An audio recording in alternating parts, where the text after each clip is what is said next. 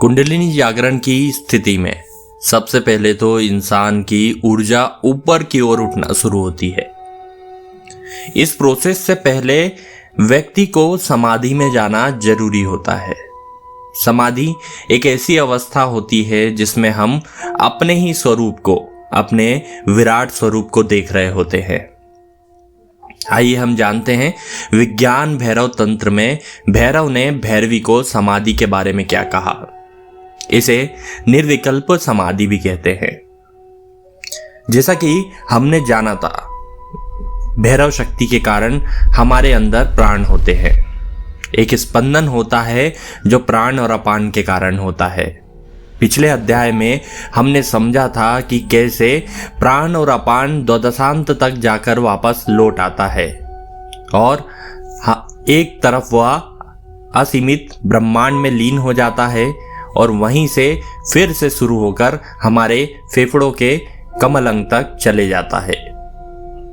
इस प्रोसेस में ही वह जो शक्ति निर्मित करता है जिसके कारण हमारे अंदर चेतना होती है और सभी जीवों में ऐसा ही होता है।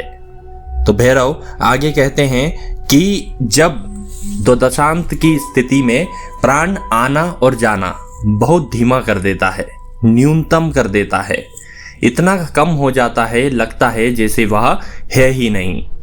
और जो हम रेचक पूरक के बारे में बात कर रहे थे, यानी श्वास लेने छोड़ने, प्राण शक्ति, अपान वायु, ये सारी क्रियाएं निरुद्ध हो जाती है, रुक जाती है। जब ऐसा होता है तो वह जो हमने एक समय देखा था बीच का मध्यकाल, वह धीरे धीरे बढ़ने लगता है।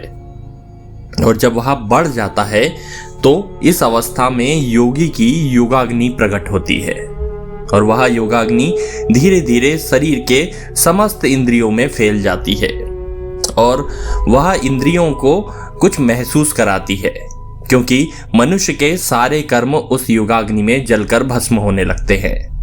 सारे प्रारब्ध कर्म और आज तक किए गए किसी भी कार्य को वह पूरी तरह अपने शरीर से विलग कर देता है, उसे भस्म कर देता है। फिर इंद्रियों को ऐसा लगता है कि वह अपने असली विराट स्वरूप को देख रही हैं। भैरव कहते हैं कि साधक स्वयं निर्विकल्प समाधि में जाकर भैरव स्वरूप हो जाता है। इंद्रियों को यह महसूस होता है कि वह आंखें फाड़कर अपने असली स्वरूप को देख रही है। समस्त शरीर की क्रियाएं एकदम न्यूनतम हो जाती है और खासकर प्राण अपान का स्पंदन अधिकतम स्तर पर न्यून हो जाता है। ऐसा लगता है कि श्वास बहुत कम चल रही है या नहीं चल रही है। इस स्थिति में साधक भैरव स्वरूप होकर अपनी आत्मा का बोध कर लेता है और इसी स्थिति को निर्विकल्प समाधि कहते हैं। अगर आपको हमारे ये पॉडकास्ट पसंद आ रहे हो तो कृपया करके सब्सक्राइब जरूर करें, ताकि आगे जो ध्यान की विधियाँ दी गई है वह मैं बताने वाला हूँ, उसके आपको नोटिफिकेशन मिलते रहें और आप भी जानते रहें कि भैरव ने कैसे भैरवी को परमेश्वर का, ध्यान का और कुंडली जागरण का आदि की विधियाँ बताई। ये 112 विधियाँ हैं और आप इसे जरूर सुने और उन लोगों के साथ में शेयर करें जिनको इन चीज़ों के बारे में जिज्ञासा रहती है। धन्यवाद।